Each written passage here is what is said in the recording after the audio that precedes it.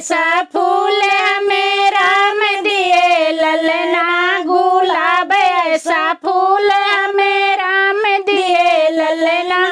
सासू जी आई उन्हें दूर दूर रखना, सासू जी आई उन्हें दूर दूर रखना।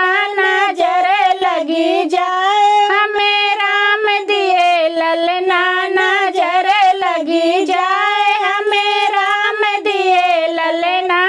मम्मी जी आई उन्हें पास पास रखना, मम्मी जी आई उन्हें पास पास रखना।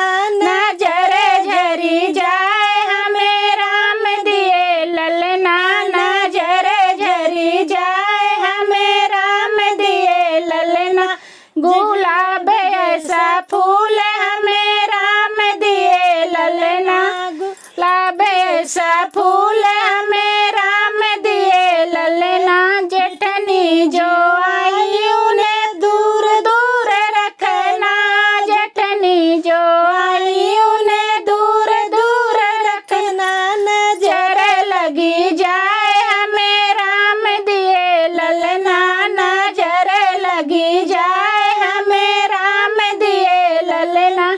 भाभी जो आई उन्हें पास पास रखना, भाभी जो आई उन्हें पास पास रखना।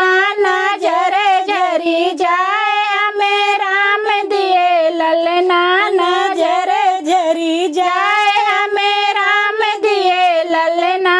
गुलाब ऐसा फूल हमें राम दिए ललना, गुलाब ऐसा फूल हमें राम दिए ललना। ननदी जो आई उन्हें दूर दूर रखना, ननदी जो आई उन्हें दूर दूर रखना। नजर लगी जाए